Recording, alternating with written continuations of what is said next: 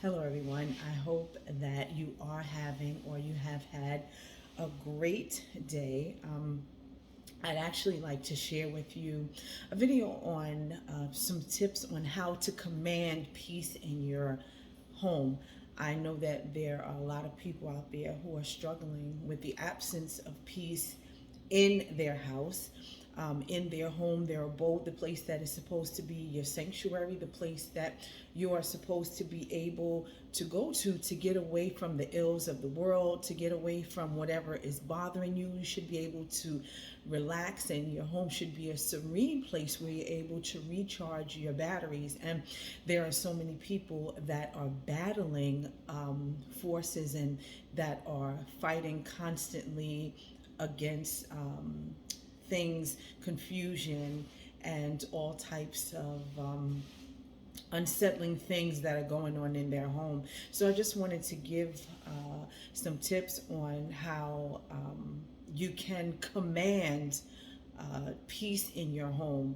And the reason I say command is because I'm the type of person, if I want something, I'm going to find a way to get it. Even if it doesn't present itself, I will stay up all night long for days trying to figure out how to get it. So sometimes if peace is not readily available because of our situation, our circumstances, then we need to find a way to change it.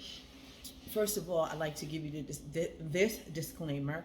Um, I myself, I believe that everything, the origin of everything, if not everything, then 98% of the things is spiritual. I believe that whatever we see here in the natural realm is a consequence of something that has gone on in the spiritual realm, and we are just the receivers of the effect of what has been decided in the spiritual realm.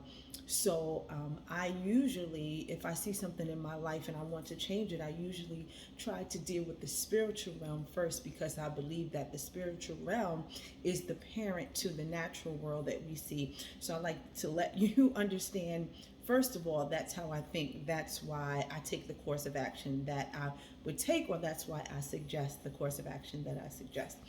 So let's get started. First of all, I suggest and I believe that we need to, first of all, determine the origin of the issue. We need to determine where the confusion is coming from, where the absence of peace. What is the source of the absence of peace? We need to determine whether there's a spirit that's in the house.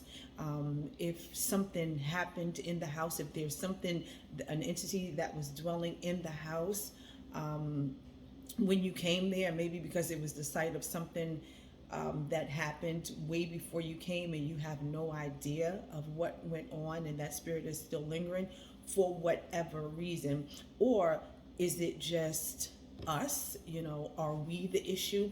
Are we the one that's carrying the confusion?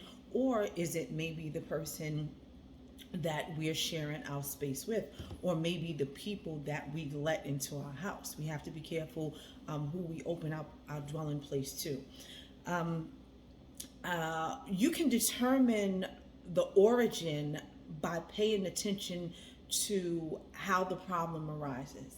Every time you meet with conflict in your house, every time you meet with unrest, if it's happening a lot, I suggest that you pay attention to how it happens. Pay attention to what goes on before you fall into this unrest in your house, before you have a fight, before there's a loss of peace, um, or if there is confusion in your house. You definitely want to pay attention to the origin, because most of the times you will be able to determine the source of the confusion if you can determine the origin. If you can determine a pattern, I apologize. If you can put your finger, if you can identify a pattern, then it'll be easier to determine the source of the confusion. First, and once we've done all of this, and we've identified where it's coming from, then we definitely want to cover ourselves in prayer. This is very important because we want to make sure that we are talking to God and that we are in constant communication with God when we are embarking on any type of war. You know, even if we're trying to take back space that's ours or we feel that's ours, we need to have God on our side, and we need to make sure that we're communicating with Him. That's a very important part of this all. We also need to make sure that we are submitted to God. We need to make sure that we are submitted to the authority of Jesus Christ, because spirits are only moved by authority. They only submit to you if you are submitted to a higher authority. Whether the higher authority is bad or whether it's good, spirits will only submit to you if you are submitted to a higher authority, because there is a spiritual hierarchy. The spiritual realm is governed by laws. And if you are not submitted to, in this case, God, then these spirits will not be submitted to you, and they will not care what you do. The next thing is, I would suggest that you get scriptures from the Bible that deal with peace, and you read them around the house. You need to saturate the atmosphere with the power of the sword of the Spirit, because the sword of the Spirit is our offensive weapon to help us to fight against that which comes against us. So we need to go, it's actually the only offensive weapon that we have. So we need to go against whatever is causing unrest in our abode, with the force that God has given us, which is the Word of God. It is important also, and I wrote some of this down, that's why I keep looking down. I wrote all of it down actually, but it is important that we change our mindset to one of peace, and that we are not the ones that are perpetuating confusion. We have to make sure that we are in a peaceful mindset, because we will realize an outward manifestation of the force that drives us. So if we're a person that's driven by anger, that's driven by rage, we will see an outward manifestation in our surroundings, in every place that we are, of that rage. So we need to change our inner selves first, and before we start to try to change the outer world.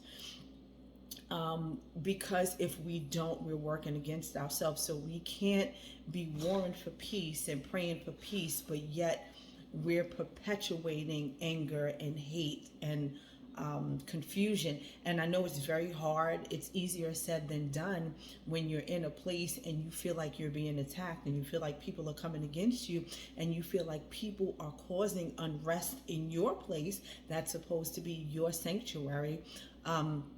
You don't want to be at peace. You're upset. You're upset that someone is invading your space.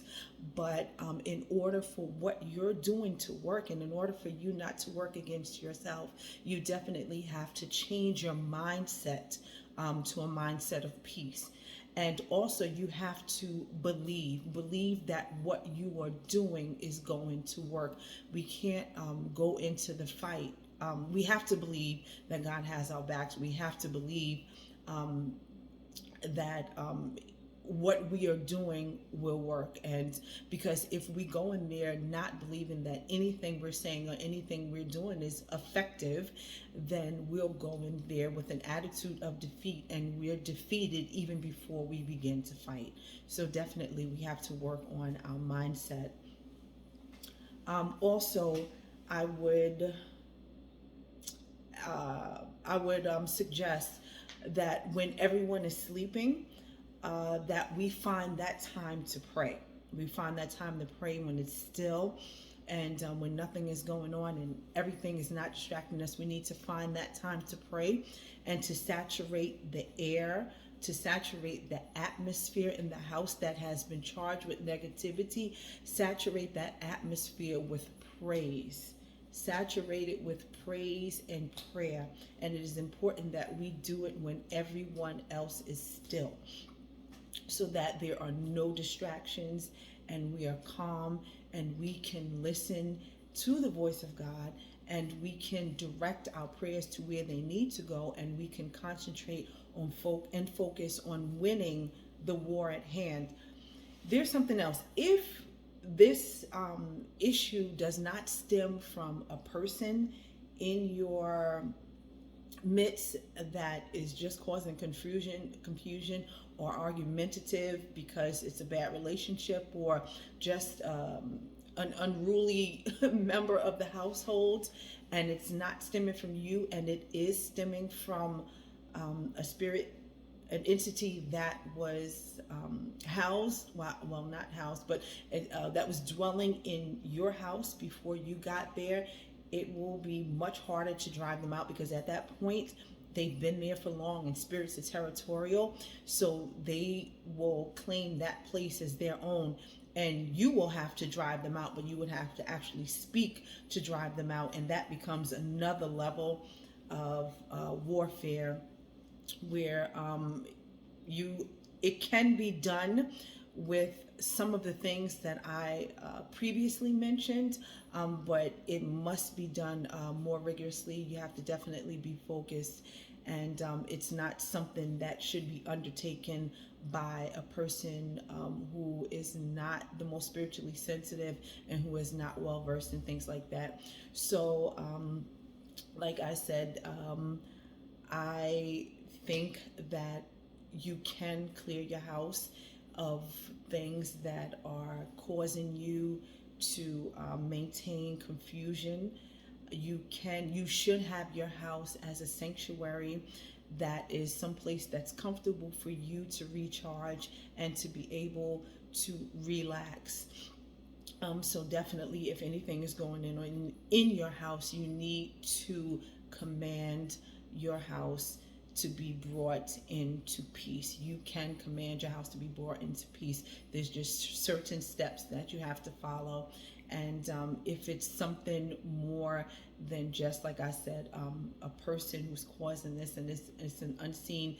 And when I say a person, I mean, because I believe that everything is the product of something unseen. So when I say a person, I mean that it's not a person in your midst that you can see who is actually acting out these things which would cause confusion, but it's actually something behind the scenes, and it has to do with something that dwelled in your house before. Then that's a whole nother level. I want to do a video on that, but I won't do it now. I want to gather more information on that, so that the information that I give you on what to do with regards to that is accurate, because I definitely take this stuff very seriously, and I want all of us to live a peaceful life. I want you to live a peaceful life. I want to live a peaceful life, and I want us all to be prosperous. So I hope that you all have a good day, and that you take care and be blessed until we meet again.